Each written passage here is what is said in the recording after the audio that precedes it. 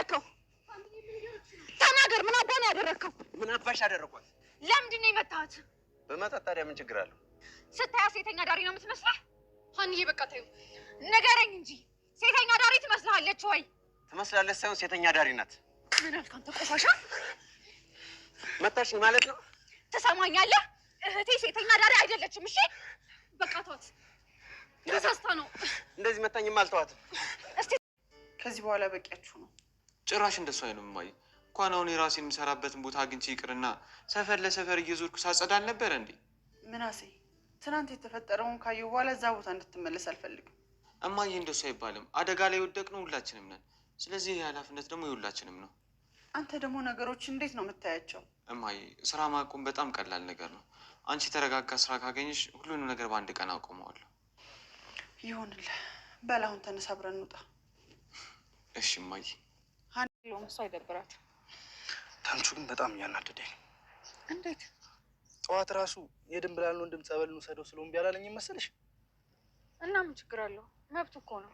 መብቱ ነው ትያለሽ? እንደ አንቺ ይቺ ልጅ እኮ ከእሱ ጋር ብዙ ተስፋ ነበራት። ይኸውልህ ካሴር፣ በፍቅር መካከል አለመግባባት ያለ ነው። እሱ ደግሞ አንዳንዴ ይፈጠራል። ሀኒቹ ምንም ያክል አለመግባባት ቢኖርም እኮ ለሚወደን ሰው ከጎኑ ካልቆምን ምንድን ነው ሰውነታችን? ታምቹ እኮ ህፃን ልጅ አይደለም። የሚያደርገውን እያንዳንዱን ነገር በደንብ ያውቃል። እኔ እኮ የሚያናደኝ ምን እንደሆነ ታውቂያለሽ? የምትሰሪው ስራ ምን እንደሆነ ንገሪኝና ማይልኝ። በማርኬቲንግ ነው ሊቀጥሩኝ የተስማማ ነው አልኩሽ እኮ ማይልኛ። ሰላምዬ። እማዬ እየዋሸሽ ነው አይደል? አንቺ ደግሞ ድርቅ ካልሽ መመለሻ የለሽም እኮ። ታዲያ ለምን አትሚልኝም? ሰላምዬ ሙች አልኩሽ አይደለ? በማርኬቲንግ ነው ሊቀጥሩኝ የፈለጉት። ውይ ደስ ሲል እማዬ። እሺ በቃ እንደዛ ከሆነ እሺ። ልጅ እዚህ በቃ ግቢ ወደ ቤታችን። እሺ መልካም ስራ። እሺ እማዬ። ሰላም አመሰግናለሁ። እሺ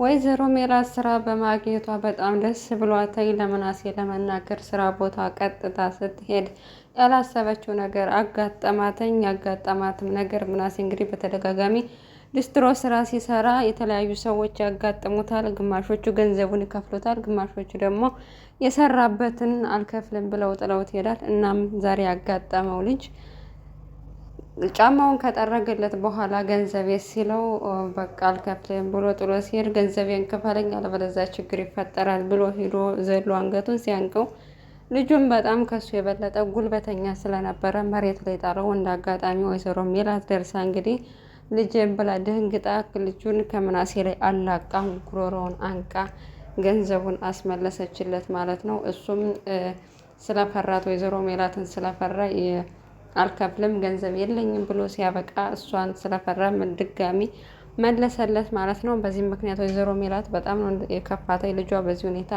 ስላየችው ማለት ነው። የኔ ልጅ እኮ ብዙ ነፍሳትን ስለሚያስተዳድር ስለሚያኖር ነው እንጂ ከአንተ አህያ ጋር እንዳንተ ካለው አህያ ጋር ለመላፋት አይደለም እዚህ የተገኘው ብላ ተናገረችው ማለት ነው። ልጁም ጥሏት ሄደ። እናም እማዬ ቁጭ በይ በቃ አሁን ተረጋጊና አረፍ በይ ብለው አረፍ አለች ወይዘሮ ሜላትም። እና ለምን እንደመጣች ጠይቃትኝ ያው ስራ ስላገኘች ደስ ብሏት እሱ ልትነግረው ነው እንደመጣችው የነገረው። ምናሴም አላመናትም። በእርግጥ ምን አይነት ስራ ነው የሚለውን ስራ አገኘች ማግኘቷ ደስ ቢላቸው ምን አይነት ስራ የሚለውን ለማጣራት እየሞከረ ነበር። እና እኔ ድጋሚ አልዋሻችሁም፣ አሁን የምገባበት ከዚህ በፊት የነበረው ሰራተኛ የራሱን ድርጅት ስለተቀጠረ ከዛ በማርኬቲንግ ነው የተቀጠርኩትና እንደባለፈው ልብስ ማጠብ ምናምን አይደለም። እኔ 2 ጊዜ አልዋሻችሁም ብላ ነገረች ማለት ነው። እና ማይልኝ ሲላተኝ እኔ ባንተ መማል እንደማልወድ ታውቃለህ ስትለው ያው የእውነትሽን ከሆነ እኮ ችግር የለውም ማለት እና አመናት ማለት ነው። በስከ መጨረሻ ታምቹና ጆሮም እንግዲህ ገንዘብ ካገኙ በኋላ በጣም ጭቅጭቀው ነው ሆኗል ህይወታቸው ማለት ነው። በፊትም ይጣሉ ነበር። አሁን ላይ ግን ጭራሽ ካለመግባባታቸው ሰፍቷል ማለት ነው። የተጣላበትም ምክንያት ምንድን ነው? ጆሮ ብዙ ጊዜ ሰዎችን እንርዳ እናግዝና በገንዘብ ግን አታጥፋ እያለ መክረዋል። ነገር ግን ዛሬ ድንብላል ወንድም ሊያዩ ስለሄዱ ከነ ሀና ቤት ሀና ነግራቸው ወንድሟን ለመጠየቅ ሲሄዱ እናም እርዳታ ያስፈልገኛል፣ ትንሽ እንድትረዳኝ ይፈልጋለሁ፣ እኔ ምንም ነገር እንደሌለኝ ታውቃለህ ስትለው እሱ ግን ምንም ነገር ሳይላት ጥሏት ሄደ። እናም ለምንድን ነው ድንብላልን ጥላሃት ሄድክ? ማገዝ አለብህ ብሎ ሲለው እኔ ማንንም ችጋራም የመርዳት ግዴታ የለብኝም ስለው እንዴት ድንብላልን ችጋራም ትላለህ? አሁን አንተም ገንዘብ አግኝተህ ነው ወይ እንደዚህ ሰው ላይ መኩራት የጀመርከው አለው። እናም ይህን ገንዘብ እኮ እንደ አጋጣሚ መጥቶልን ነው እንጂ ለፍተን ያገኘነው ገንዘብ ራሱ አይደለም ሲለው አጎቴ የላከልኝ ሰርቼ እንድቀየርበት ነው እንጂ ማንንም እንድረዳ አይደለም። ስለዚህ እንዳትጨቀጭቀኝ አለው። በዚህ ምክንያት አንተ ትናንትና ደሃ ነበር ከዛሬ ላይ ስላገኘ መኩራት ነው ሲለው አዎ ስለዚህ ባለ ገንዘብ ላይ ነገም ምናልባት ባጣ እንኳን ይህን ገንዘብ በጊዜው መጠቀም አለብኝ ሲሾም ያልበላ ሲሻር ይቆጨዋል ብለዋል ፋዮ ብሎ ተረተበት እና ነገም አንተ ጊዜ ይጥላል። ስለዚህ እንደዚህ ክፉ መሆን የለብህም። እኔ እኮ ለድንብላል መስጠት አቅቶኝ አይደለም፣ ነገር ግን ያው አንተ ስትሰጣት የተሻለ ይሆናል የተረጅነት ስሜት አይሰማትም ብዬ ነው እንጂ ገንዘብ አለኝ መስጣት እችላለሁ አለው። እናም እሱም ለድንብላል ገንዘቡን ከሰጣት ከኔ ጋር የመጨረሻችን ይሆናል እንጣላለን ብሎ አስፈራርቶት ሄደ ማለት ነው። እናም ተምቹ በጣም ከያሲር ጋር በተደጋጋሚ እየተጣሉና እየተጨቃጨቁ ይገኛሉ። የድንብላል ወንድምም ለሀና ቤት እንደተቀመጠ ይገኛል ማለት ነው። እናም ምግብም አልበላው ብሎ አለኝ። እናም በባለፈው የመጡት ልጆች እነማን ናቸው ብሎ ስለነ ጆሮ ጠየቀው እና እጮኛዋ እንደሆነ ወደፊት ባል የምትለው ሰው እንደነበረ ነገረችው ማለት ነው። እና ነገር ግን ምን ታደርገዋለህ በችግር ጊዜ ጥሎኝ ሄደ ከኔ ወንድም የእሱ ገንዘብ በለጠበት በጣም ነው ልቤ የተሰበረው ብላ ስትለው እሱም ችግር የክፉ ቀን ጥሩ ነው አንዳንዴ ጥሩ ያልሆኑ ጓደኞቻችን የምናውቅበት ነገር ነው እና አትዘኝ አትጸጸች እያላት ነበረ።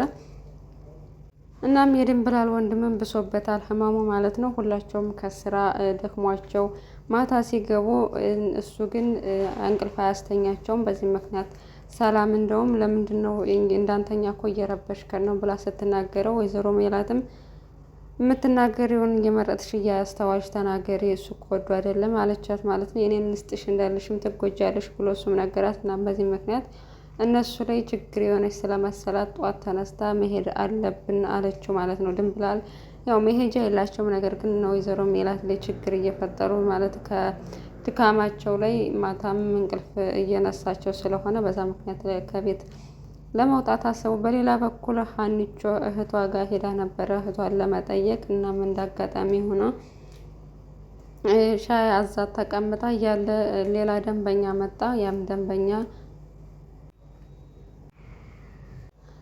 ሰላም ልታስተናግደው ስትሄድ እንግዲህ ከኋላዋ መታት። በዛም ምክንያት እህቴ እኮ ለምን እህቴ መታሃት? የኔ እህት እኮ ሴተኛ ዳሪ አይደለችም እንዴት እንደዚህ ታደርጋለህ ብላ አንገቱን አነቀችው ማለት ነው። እናም ሴተኛ ዳሪ እንኳን ሳትሆን የምትመስለኝ ሴተኛ ዳሪ ናት ብሎ ሲላተኝ በጣም ተናዳ በጥፊ መታቸው። በዚህም የተነሳ እንግዲህ ሁለታቸውም ሶስታቸው መካከል ግርግር ሲፈጠር አለቃዋ ከስራ ስለነበረ ወዲያው መጣ። ምንድነው የተፈጠረው አለው። እሷ ግን ያው ለመደበቅ ፈልጋ ነበር ከስራ ላለመባረር ሰላሚና እናም አለመግባባት ነው የተፈጠረው ብላ ነበረ። እሱ ግን ተናገረ ማለት ነው። ጭራሽ ቤተሰብሽን ይዘሽ እዚህ ልትደባደቢ ነው እንደመጣሽ ከዛሬ ጀምሮ ቤት ላይሽ አልፈልግም ብሎ እንግዲህ ከስራ አባረራት። ያው ስራዋን ላለመልቀቅ በጣም ብዙ ነገር ታግላ ነበር ሰላሚና። በመጨረሻ ግን ከአቅሟ በላይ በሆነ ምክንያት እንግዲህ ስራዋን ትታለች ማለት ነው። እሱም ሀና ስለመጣች ነው እንጂ ምናልባት ሀና ጣልቃ ባትገባ አሁንም ታግሳ ልታሳልፈው ትችል ነበረ።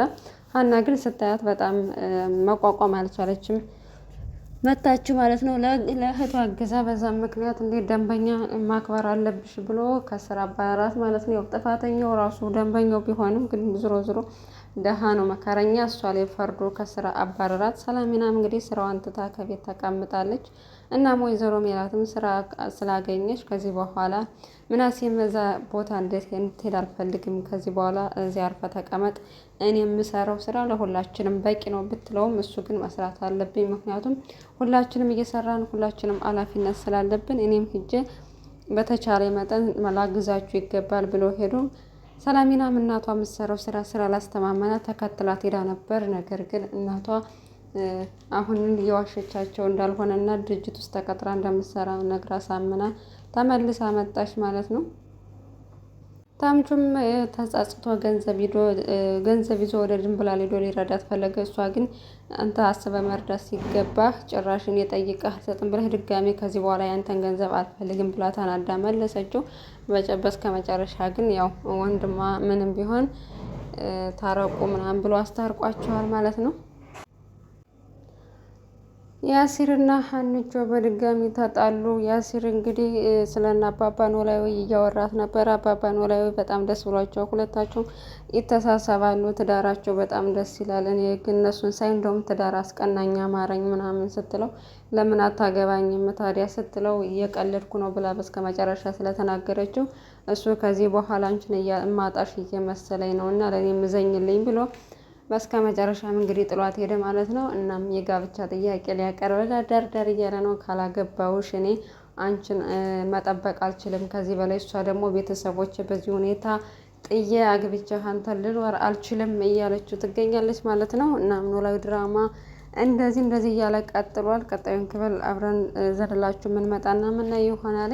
እንግዲህ ሀኒቾና ጆሮ ተጋብተው አንድ ላይ ሲኖሩ እንደሚያሳዩን ኖላዊስ ተስፋ እናደርጋለን። ምክንያቱም ያሲር እሷን አግብቶ መኖር ይፈልጋል። እሷ ደግሞ የቤተሰቦቿን ኃላፊነት ስለተሸከመች ቤተሰቦች በዚህ ሁኔታ ውስጥ ሆነው እኔ አሁን ላይ ማግባት አልፈልግም እያለች ትገኛለች።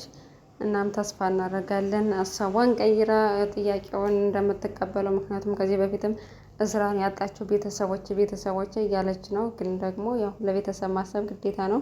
ለጆሮ ማሰብ አለባት።